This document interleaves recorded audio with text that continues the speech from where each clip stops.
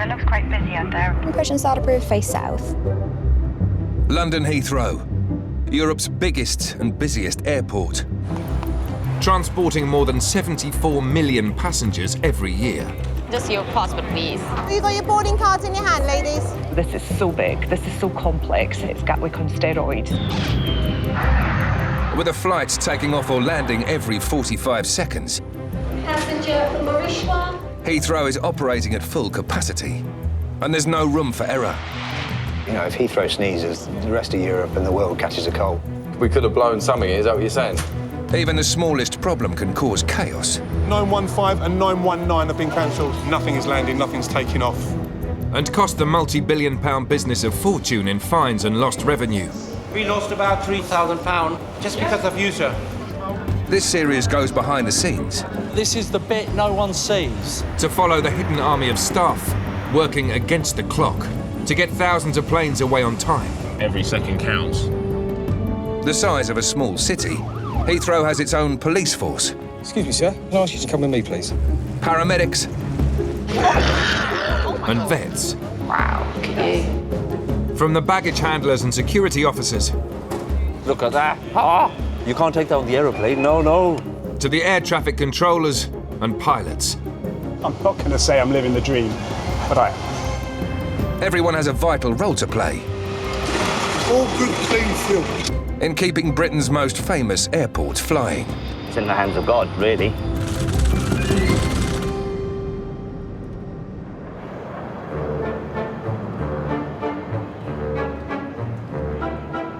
Heathrow's success depends on getting planes into the air on time. It's Saturday afternoon, the peak time for departures. And outside Terminal 3, ground staff are under pressure to keep everything running to schedule. Are you departing crew or arrival? Arrival. Oh, right, no, so just Dispatcher James is responsible for getting the Pakistan Air flight to Lahore away at exactly 15:55. Flight came in late, 10 past. We came here, the fuel is here, which is good. It can take an hour sometimes, the fuel. Caterers and cleaners are here. If James misses this departure slot, the airline could be heavily penalised. Flight's not ready on time. You know, it's going to cost money or it's going to cost the airline money, so yeah, we can't afford to wait for anything. It can get very busy. Once the passengers start coming, they'll open the gate in about 5 minutes. And it all seems to happen at once. So you just like the calm before the storm, really, you know. For Pakistan Air, it's the busiest flight of the week. At the gate, the check-in team has just 30 minutes to get all 350 people on board. So you have 19 kilos here, yeah? No, there's 2 more. See, that's my mum's bag I'm carrying. Where is your mum? She's over there. She hasn't got a bag with her, so...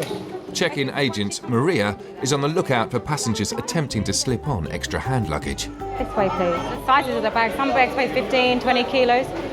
And to get this health and safety, because if it falls on your head, it can knock someone out, kill someone. So. We've got a very busy flight. Yeah. The overhead cabin cannot take the excess weight. Okay, what's the situation here? You have to pay because you have an extra bag. Okay, can we not dump a bag? You want to dump? It's fine. There's a bin over there. Okay, there, dump that bag. Thank you. Time is running out, and there are still 250 bags to check. Scale, please. No, not yourself, love. You don't have to weigh yourself. No, darling, your bag. All right, love. Enjoy your flight. She's only about 70 kilos over. I will give you the discount. Huh? Yeah, I'll give you the discount. Pay for 3 kilos, £30. That's good. All right, £20. Huh? £20. Okay, just keep that. You're welcome. No, don't. If it's like too much money, they want to bring it down to a point that they can pay. Do you do that? Are you up for negotiation? I'll negotiate. Depends on my mood, really. What sort of mood are you in today? I'm in a happy mood today.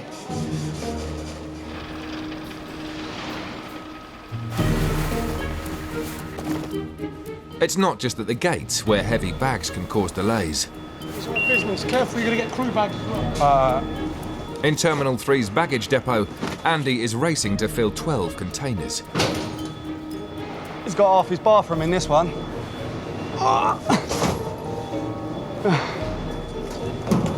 Why is it hard work? Because the bag's heavier than the other flights. Ridiculously heavier. With a luggage allowance of 50 kilograms per passenger, Pakistan Air's bags are among the heaviest in Heathrow. You don't think, like when you're carrying your bag along, you don't think how heavy it's going to be for someone that's just thrown 300 bags in all different bins. Despite the weight of the bags, Andy's got to keep up the pace. The ground crew are waiting to load the plane. Jesus. I'm knackered now. I'm boiling. See, this is why I wear shorts. I'm boiling now. I'll be t-shirt, everything coming off in a minute.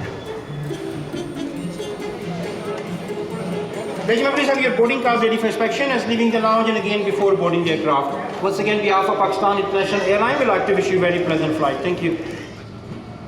What are the passengers now we're missing? 3. Yeah, which ones we're missing, please? 35. A final count reveals 3 checked-in passengers have still not turned up at the gate. Just missing passengers now. We're still loading the aircraft, but there's no problem. We'll be done in about 5 or 10 minutes, but we'll just try to get everybody here, really. Actually, 3 passengers missing, 3 passengers. The whole team is dispatched to scour the departure lounge for them. How long ago did I come through? Quite a while ago, so they should be somewhere in the departure lounge. I checked where the seating area, and then I got back to duty free again. PIA? PIA, yeah? Straight down, please. Gate 27, we're about to close. Thank you. Thank you. Jaldi aa jana, we are late, madam. Yeah, here. This way. Watch your foot. Here. With the flight now 10 minutes late and 1 passenger still missing, the airline must make a decision. I really don't know where to look now. Do you need more time? How long do you need? There's already about 300 passengers there on board, so we don't want to wait. We have lots of pressure at the end from Heathrow, from our in the management, from head office, and we have to send the flight. The order to leave without the passenger has been given, but the flight can't depart with their luggage on board. We've gone past schedule now, so this is costing it's delaying the flight now. So yeah, time of the essence, really. Yeah, 41 right, 43 right, yeah. Any passengers fails to show to flight, bags have to come off the aircraft. So yeah, it's just basically get them off, get the bags off and close the flight. James's team must search through 12 full containers, and with every minute that passes, fines are mounting. Last year, missing passengers cost airlines £3.5 million in late fees. 2-0, please, 2-0. We're still looking for bags, Ethan. Let's close the doors in case he turns up. We can't accept anymore, yeah? Finally, the bag is found, and the flight can go. Half an hour late. Right, can it close, that's it? Yep. That's it? Yep. All done.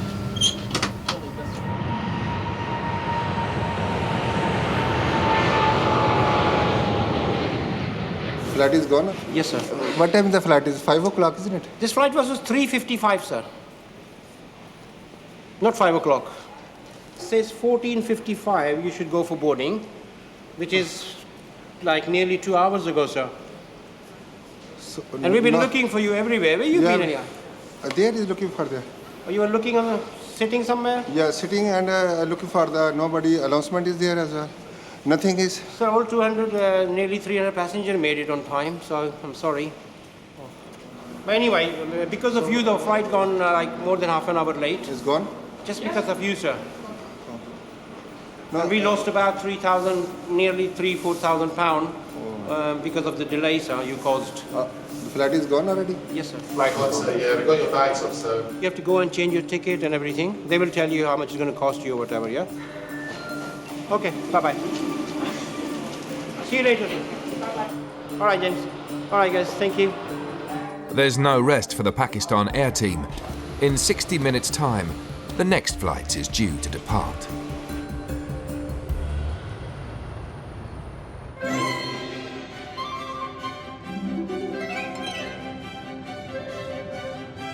Every 45 seconds, a plane lands or departs from Heathrow, and the air traffic controllers are responsible for every single one. Speeding onwards here in November. Looks quite busy out there. I reckon about 15 minutes. Iberia 31 Sierra Whiskey, monitor the tower, 118.5. Every day they must precisely coordinate more than 1,400 plane movements. In a busy hour, we can depart one aircraft every minute. We call it a wheels-up departure, which basically means you got one on the runway which is departing. The moment the nose wheel is off the ground for that aircraft, we're clearing the one behind for takeoff straight away. Using only 2 runways, I don't think there's anywhere else that pushes as much traffic as we do. Gavin is starting his shift. Over the next 8 hours, he'll depart over 400 planes. Yeah, okay, mate, perfect, thank you. Sometimes, I might look at it as a little train set for me. So when I was a kid, I used to have my train set, and I'd be sort of moving my trains about, and you go there, you're going there, you're going... And that's exactly what I'm doing up here. You could have 7, 8, 9, 10 different things going on. And multitask, believe it or not, men can multitask. The air traffic controller selection process is one of the toughest job interviews in the world. Less than 1% of applicants pass. It suits some people, it doesn't suit others. An Oxford graduate might not be suited to air traffic control, but myself, coming out of school with 5 GCSEs is. Air France 863 Whiskey, good afternoon, push and starts approved. Because we're working 98% capacity, we've got very little give, very, very little give. So yeah, we only need to have, a small little problem at Heathrow, but the knock-on effect, not just through Heathrow, but throughout Europe, could be massive, and even throughout the rest of the world.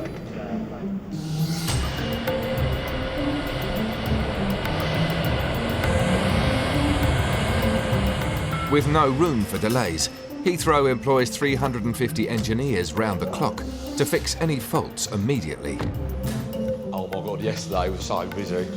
It's a good hour. It's Thursday morning, and in Terminal 2, engineers Jack and Andy have received a priority call from security. I think it's late. It's either lane 18 or 16. We'll find out when we get there. The belt on the fast-track lane has broken, and the queue is at a standstill. Let's have a look. We just got to turn it off completely.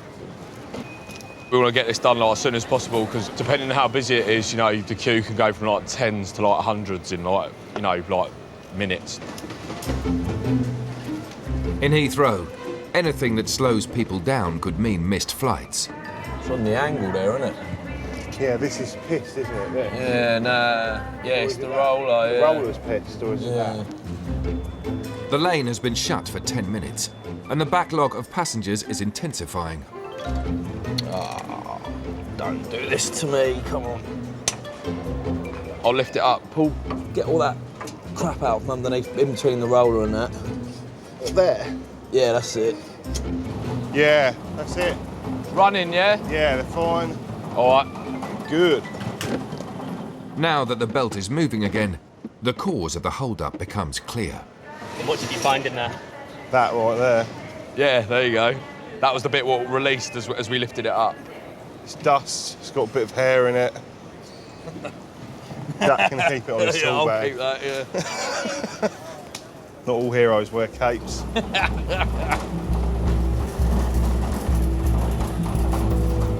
Heathrow is one of Britain's busiest borders.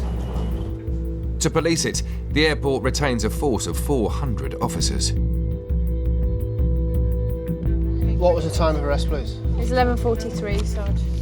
And the offence? Attempted GBH, section 18. I'll take that. What, is it another GBH? It's just, seriously stolen. 2 hours into their shift, PCs Claire and Steve have received an alert that a suspected violent criminal is flying out of the airport. We're going to speak to a male that's on a flight this morning that's been circulated on PNC for a serious assault. So we need to go and have a word with him, identify, see if it's the same person. You say have a word with him, you mean nick him? Yes. And if he is the same person that's wanted, then he will be arrested.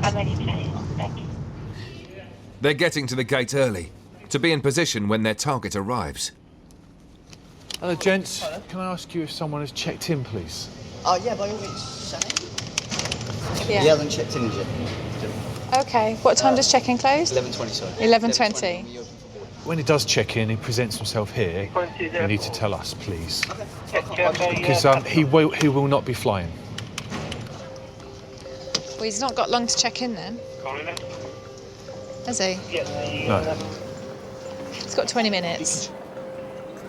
If they fail to arrest the man before his flight departs, he could be gone for good.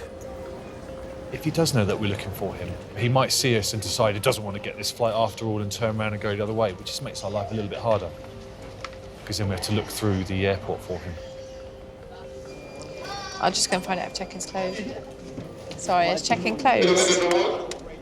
No, it's still open. What time? How long's left? Any time now. I'm just seeing the bloke with the hood looking at us. It's close. It's closed. Here we go. Ooh. Sorry, sir. Can I just ask you what your name is, please? Have you got a passport there? Are you from the States? No, Australia. Australia. I'm not very good with accents. It's all right. We're just looking for someone, and he does look a little bit like you, but he's not you. That's fine. Cool. Awesome. With the gate closing and no sign of the suspect, Claire and Steve are forced to abandon the search. Maybe he's just had a bit of cold feet or something. Damn it. One of them days.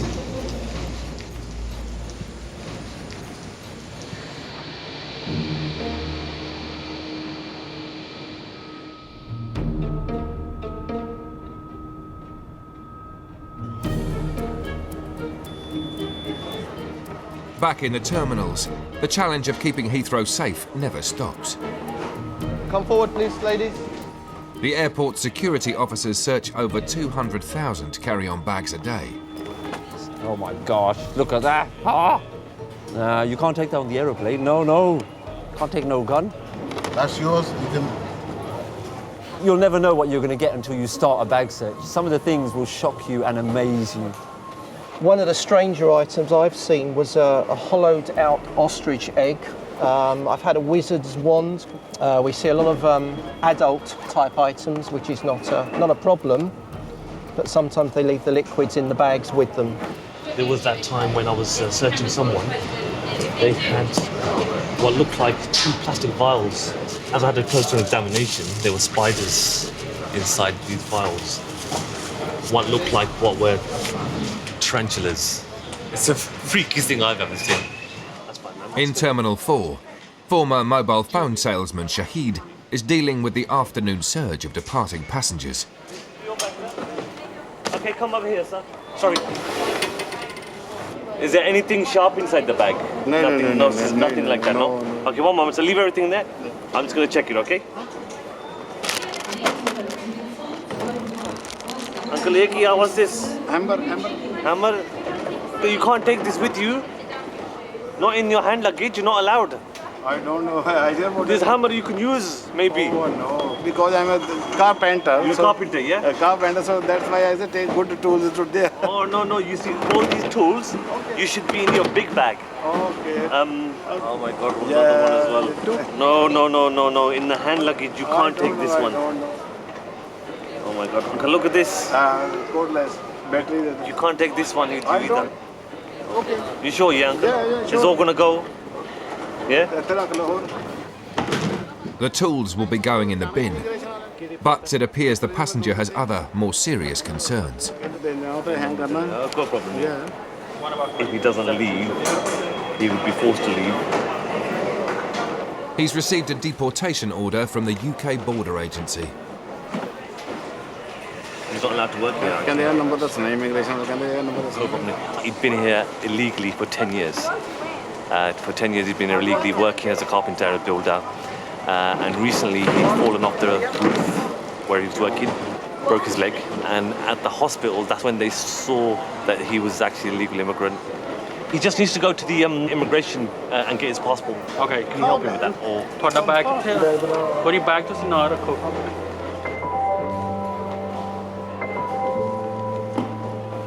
People come here on the pretense that, oh yeah, let's go to England. We'll find work here. You know, we'll make so much money. But I think when you're here, it's another harsh reality when you're finding somewhere to live and you're here illegally and you're trying to pay your bills. But yeah, no, I do feel sorry for him, and you know, wish him the best.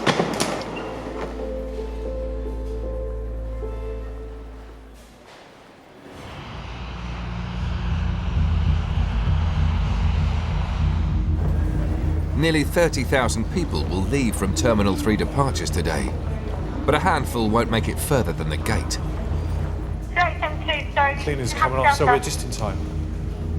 Heathrow police officers Claire and Steve are on the lookout for a new target, a passenger who has missed his court date.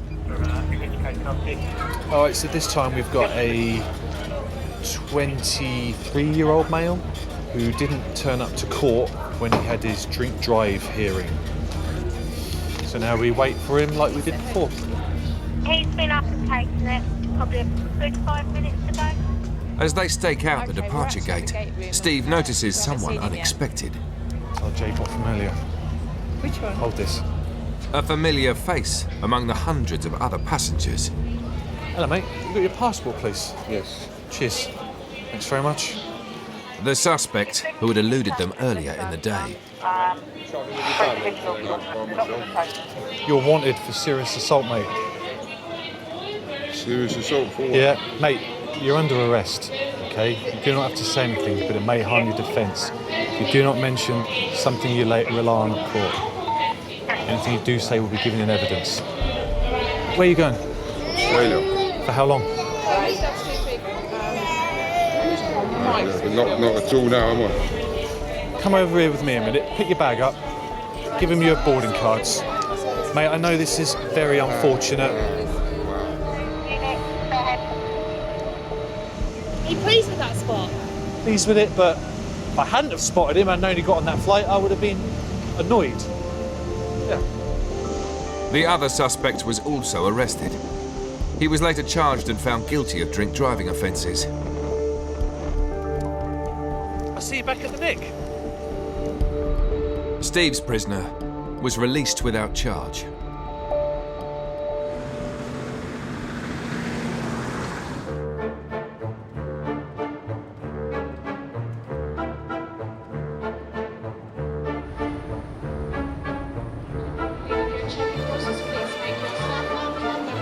It's the start of the October half-term holidays, one of the busiest periods in Heathrow's year. Good morning, Quebec. Go ahead. Do you need a hand? Is there one of you spare? This week, a new manager is taking charge of Terminals 2 and 3. 22-year-old Callum. I'll press some movement there very shortly. Thank you very much, I'll let them know. I joined the team 3 weeks ago.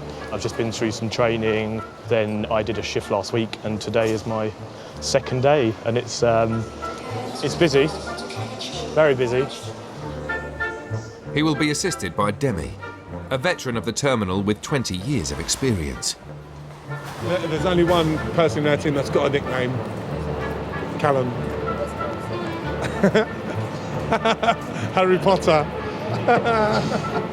I can see it. I think it's more to do with the magic that I work on a daily basis as opposed to my appearance. So.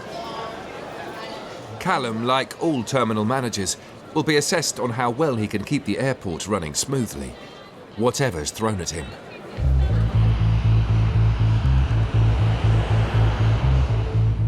It's one of the busiest weeks of the year, and heavy fog has descended across the southeast of England.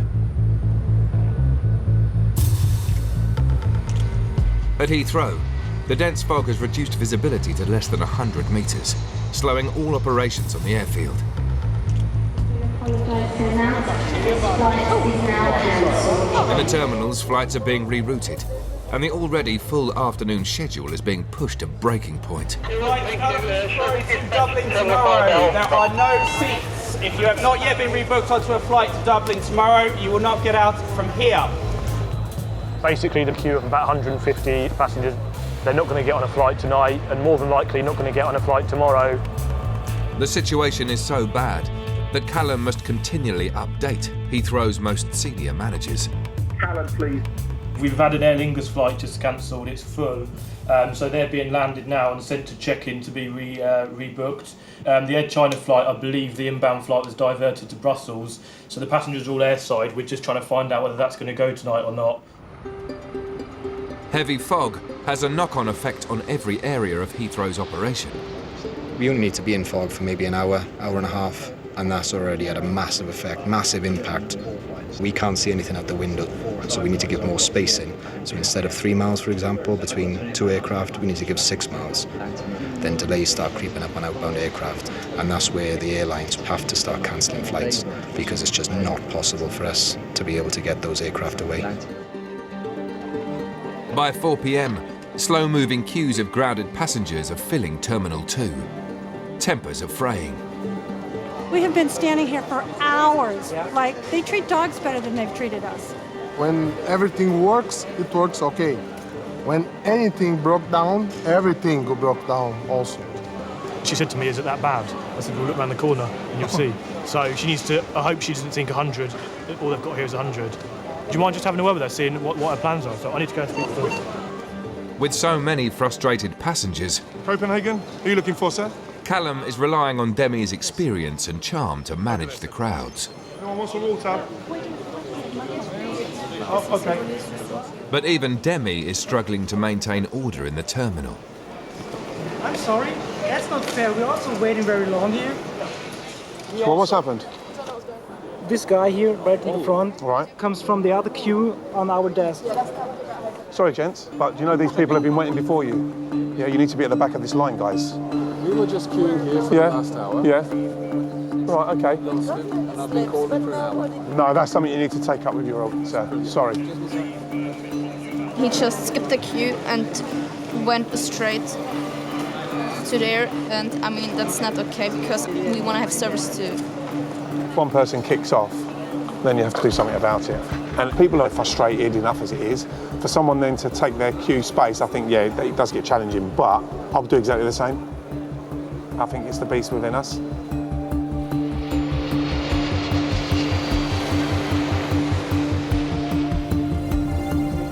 While Callum's team try to keep the peace in the terminal, outside on the airfield, the airside safety team is on heightened alert.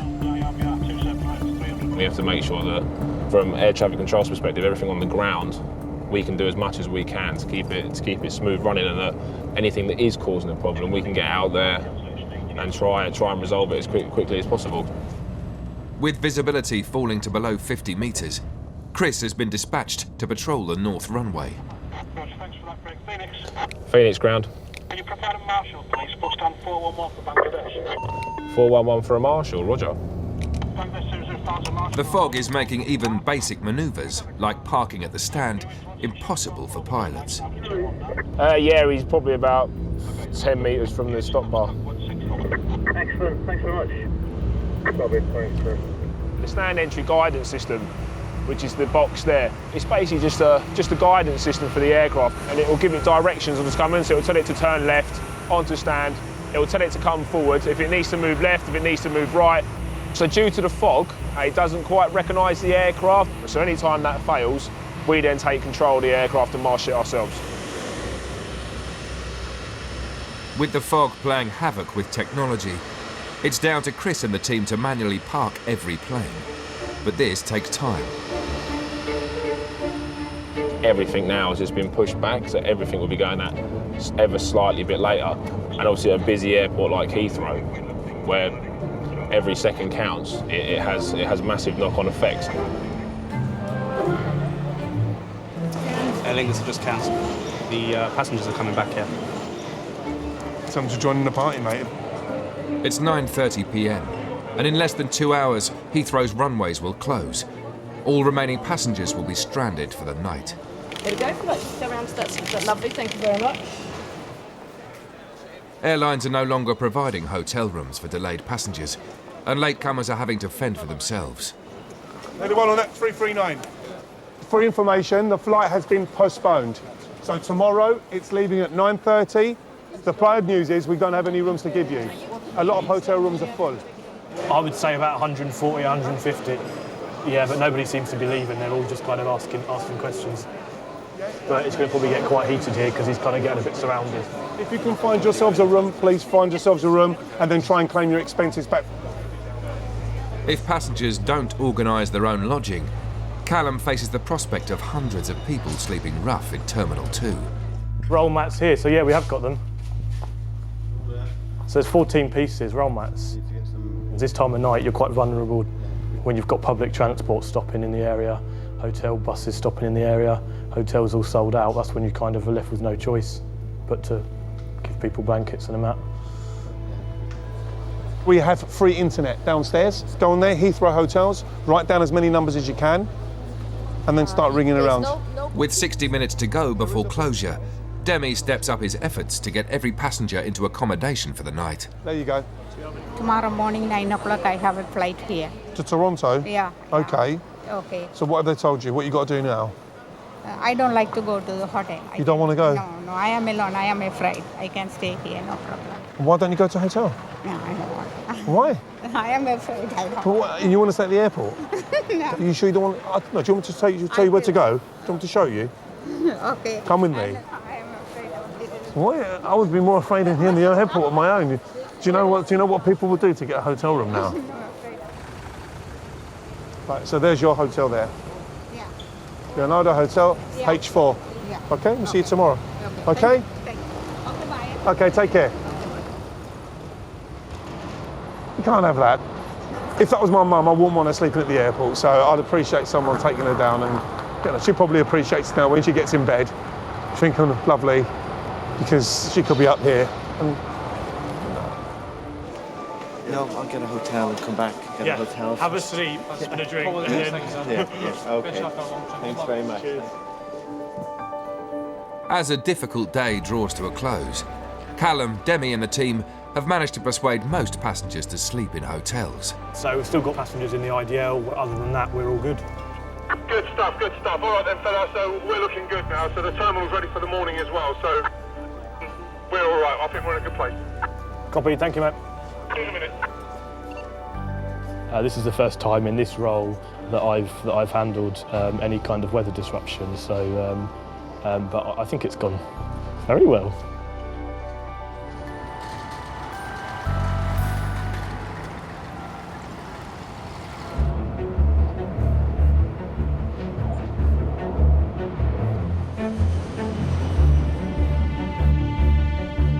Out on the perimeter road, Heathrow's Animal Reception Centre, or ARC, processes thousands of creatures arriving from around the world. Hello, sweetie pie. From cats and dogs Should we go see your owner? Come on. to lizards, frogs, fish and turtles. Staff are tasked with keeping diseases like rabies at bay.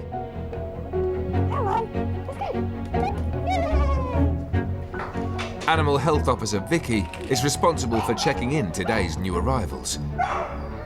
Each pet must comply with strict regulations. Ooh, let me move this out the way. Hello. Max and Molly are from Kenya. It is quite a considerable journey for these guys. Bit of a change in weather as well. The dog's owner, Hella, is relocating back to the UK to live closer to her mum. I have a new job and I have a new house and I've got to start all over again. So I will feel more at home if I have my pets with me. Max, turning inside. This way. I'm really excited to see my dogs. And I was a bit worried about them, so I just feel guilty because I was worrying about the flight last night. Yeah, they're my babies. Yeah. Picking up Molly and Max? Yeah. Yeah, there's just a slight problem with the paperwork. If I just take a seat, it's a bit of a discrepancy with the vaccination, so we just need to get confirmation that what they were given was a rabies vaccine because this is their entry document. Yeah, sure. Unless Vicky gets the correct form certifying the dogs are rabies-free, they'll face a lengthy quarantine. 3-2. So I'll just give this number a call and I'll let you know what they say. Okay. Okay? Yeah, two dogs. No cat. We need the rabies vaccine information. You want me to ring you back? So frustrating. I mean, what if they turn around and say they've got to be in quarantine for 6 months? I think I will probably freak out.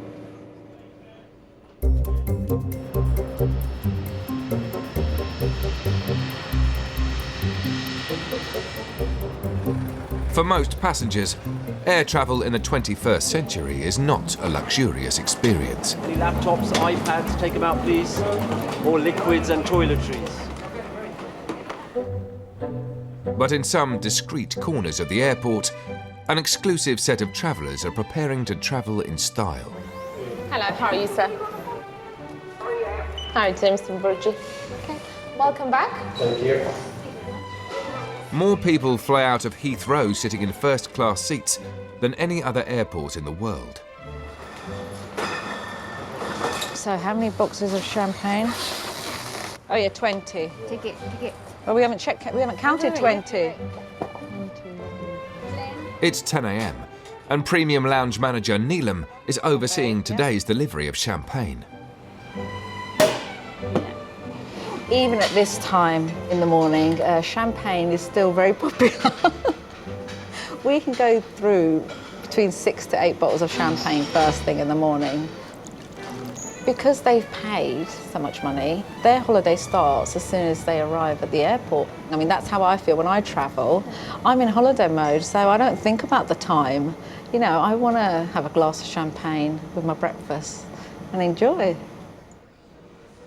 It's impossible to go economy. I mean, my accountants always have a go at me about it. But look, I'd spend 250,000 probably a year, maybe 300. On travel? On travel. It doesn't include hotels. Yes, we're ready now for you, Mr. Sage. Thank you very much. With first-class returns to Dubai costing 14 times the price of economy tickets, Nilam can't afford for anything to be out of place. Take that out. It's a bit messy. I think we just need to tell the chefs that the sausages need to be cooked a little bit more. Okay. They're a bit pale, and that sometimes put passengers off if they're too pale. I expect the standards to be 100%. I'm terrible when I go out. I expect the highest level of service. I do. Complain about anything. The lounge spends lavishly to win the loyalty of premium passengers. £350,000 a year on champagne and £20,000 on flowers. Look in here, these are really beautiful. So we're going to put these in now. How much are they per stem? Well, you'd pay up to between £15 and £20 per stem for these. I think that one's got more of those twigs in. That one has more of the twigs in than this one. The afternoon rush is starting, but not everyone's making it further than reception. Hello. Hi. Thank you so much. Oh, my lovely Mr. Nishan. Yes. I do apologize. You're a silver member. Only gold here in this lounge. Sorry, my lovely. I do apologize. Have a lovely day. Thank you. We get that all the time. We get quite a lot of abuse if we say no. Are you gold or platinum member? No. So this lounge is for business and first class, gold and platinum members. In this Or case, they protest and sit in front of the lounge and won't go. You have access to the British Airways lounge. Can't come in on there. Unfortunately not. Right, okay. Seems a bit daft. Okay, thank you. People work very hard for their money and they want the best. And if they think spending a certain amount of money to travel in first class is what they want to do, then why shouldn't they? We'd all want to travel like this. Of course, but we can't.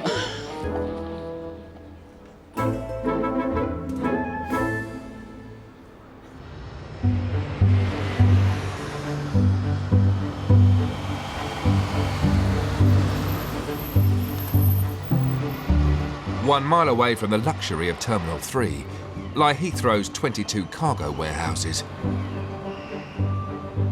Morning, Grumpy.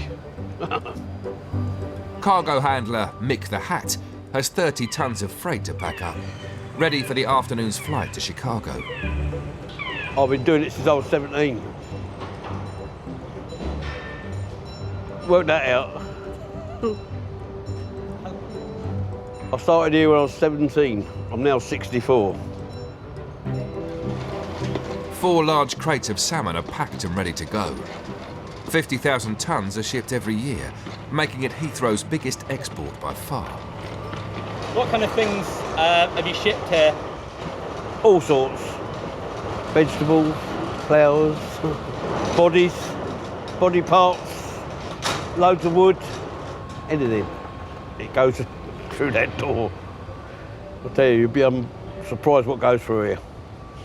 If you'd have come yesterday, you'd have seen the rabbits. Today, one item requires Mick's extra special attention. Right, where's the sandwich pallet? The car's here. Do you want to get it down on the bay 3? Yeah. Now we're going to move off to door 3. Come on, this way. Oh, here we go.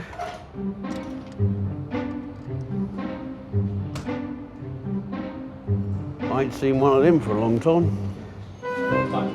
The rare 1938 British racing car was bought last week at auction for £500,000 by an anonymous American buyer.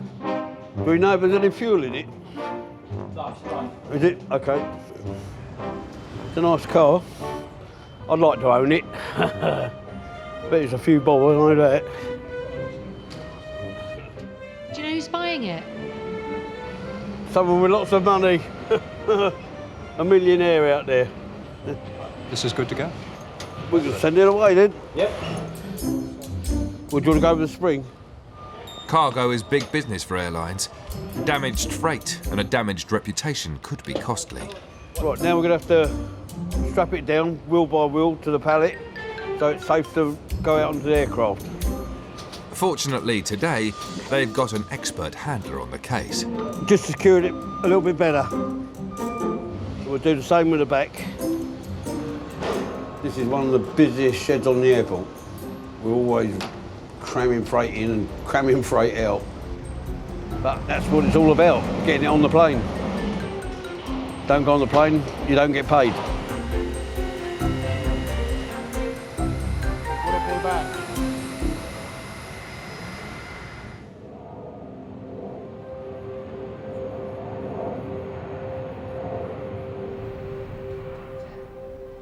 In the animal reception centre, Hella has been waiting for an hour to find out if her dogs will be released or sent to quarantine.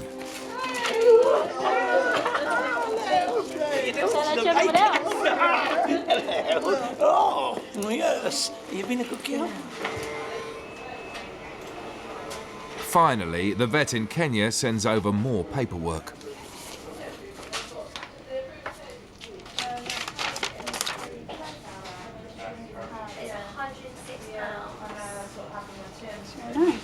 Lovely. Everything matches up. Good news. Hello again.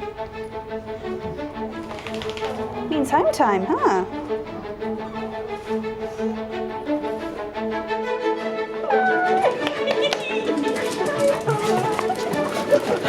I didn't get that reaction. Thank you so much for your help. You're welcome. Lovely to meet you. Have a safe journey. Bye-bye. Now I feel like I've got my family back and I can kind of get on with getting into my life here in England.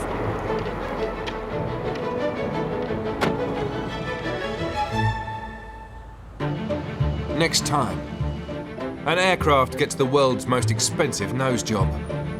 Oh, it's like my arse when I was 6 weeks old, man. Check-in staff face their toughest test of the year. If one of us falls, it causes chaos for everyone here.